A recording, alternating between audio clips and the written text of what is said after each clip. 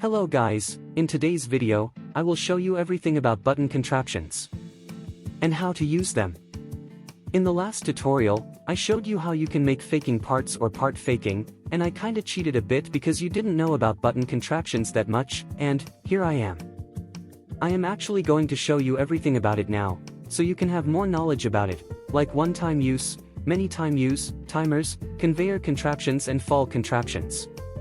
There are a lot of these. I think this video is more of a demonstration than a tutorial, because I will have some examples later in this video.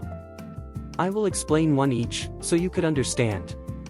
Let's go edit mode first. If you do not remember how button contraptions work, is they have a set of buttons in one situation, it can only be one button, if we only want to activate parts from one button, but it can also be a lot. It can be only used one time, or, if you want, many times. It has two types, which is fall, and conveyor contraptions. Click Add, then, Add a part. We will start off with OneTimeUse. This will be the floor, as always.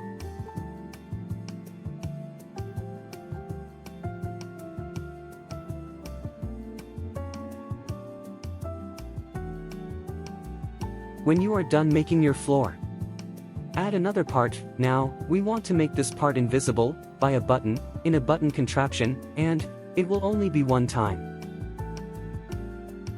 Now, add a button. This button would start a button contraption once we make it. Click Add, then, Add a part. We will start with fall contraptions. Fall contraptions are the type of contraptions that we used last time. This part right here, will be the platform.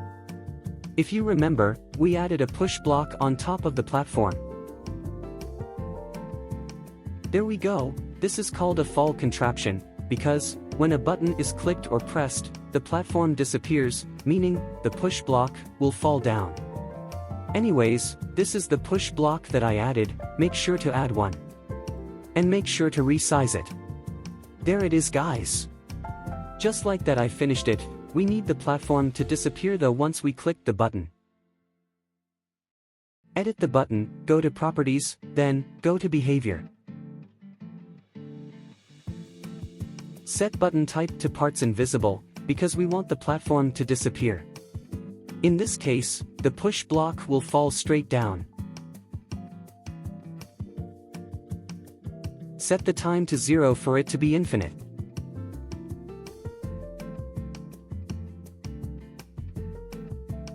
Go to the button again, then, click Edit, and make sure to select the platform, not the floor, just the platform. Click Confirm after. Add a button now. This button will be activated by the push block now. Place it under the platform so once the platform deletes, the push block goes straight to the button.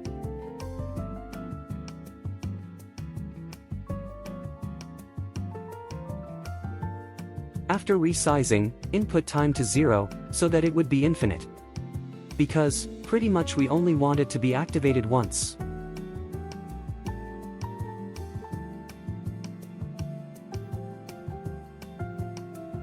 And I always forget. Stuff lol, change button type to parts invisible to make the part on the floor invisible. Do not forget, always set player activated to false and push block activated to true if the button is in a button contraption. By the way, click Edit, select the part, then Confirm. Oops, I stepped on the button, it activated. Let me resize this button real quick. I forgot something again, geez me.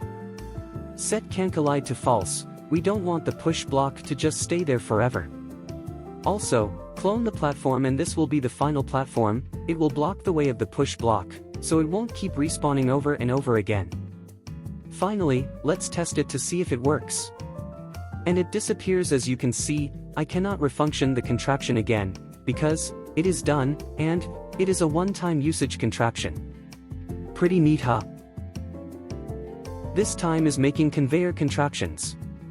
Add a conveyor, make sure you deleted the fall contraption. Conveyors are basically transportations of objects.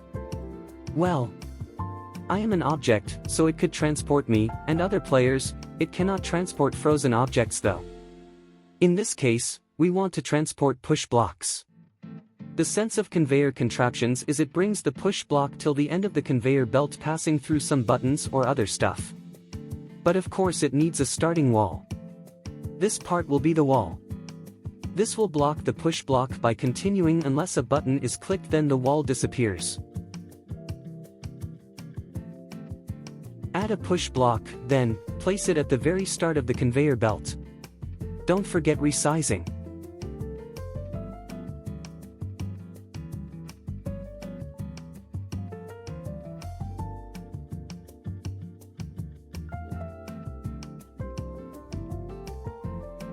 My push block is done being resized. Go to the button, then, click Edit and select the wall blocking the push block, click Confirm after. Hold on a second. Let me resize the conveyor a bit. This is good.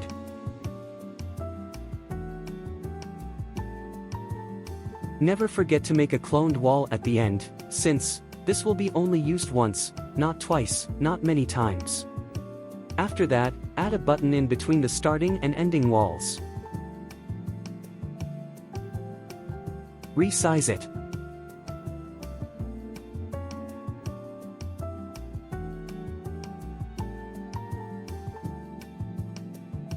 Set Can Collide to false.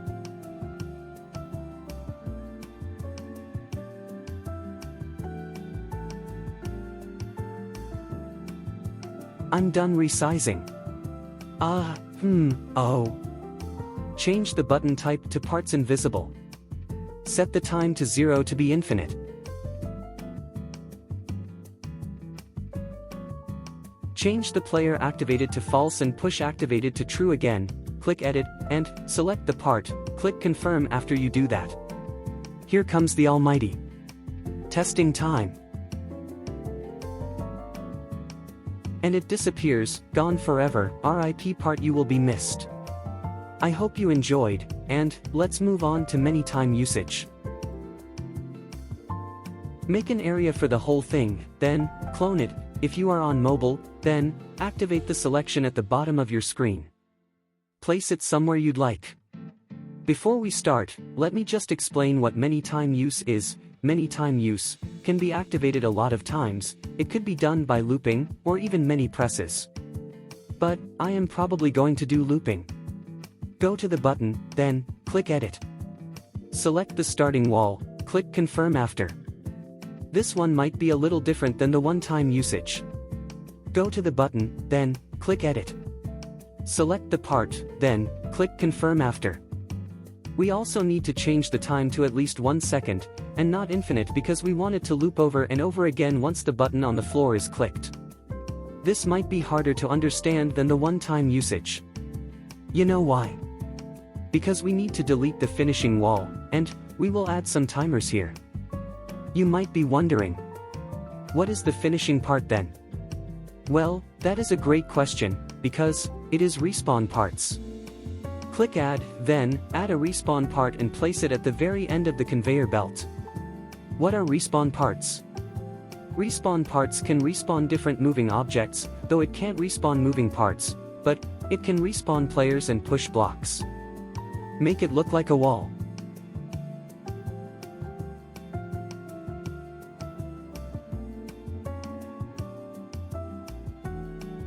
I finished making the respawn wall, hehe. Go to the respawn wall, set respawn push parts to true so that it only respawns push parts and not players.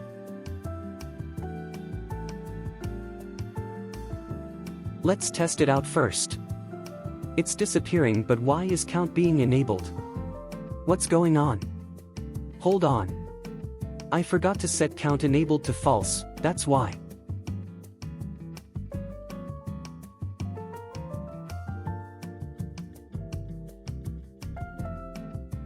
This is working, I guess. I think we might need a timer so that it would not budge like this. My contraption is going crazy right now. I guess we need to fix it. Go in edit mode. We will need a specific timer so that the contraption will not budge like this. Click Add, then add a fading part. Fading parts basically serve as timers in contraptions. Make it to a fading wall.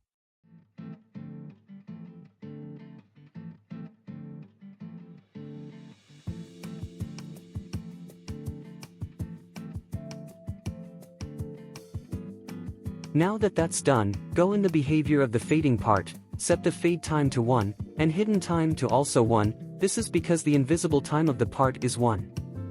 Fade time is how many seconds until it's completely transparent. Hidden time is the opposite, player activated to false and push block activated to true again. Let's do testing now. As you can see, it moves much clearly now. But the block is also sometimes going through it very fast for some reason. Let's fix that. Let's actually make hidden time to 0.5 so it appears faster.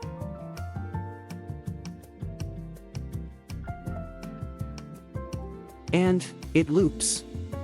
This is called looping. It appears, then disappears, then it appears again, and disappears, just repeating over and over again. The contraption is also moving clearly. This is so cool. I also hope you find this cool. The fall contraption would be the same as this one, so I would not show you that. You can also make a faking part with this using timed parts. That would be so cool. We made two types of contraption usage, OneTimeUsage, which activates for only one time,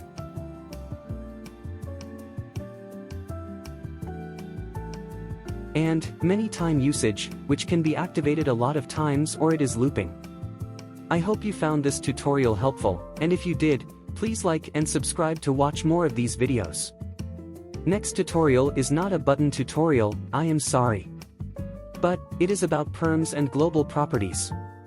See ya in the next video. Peace.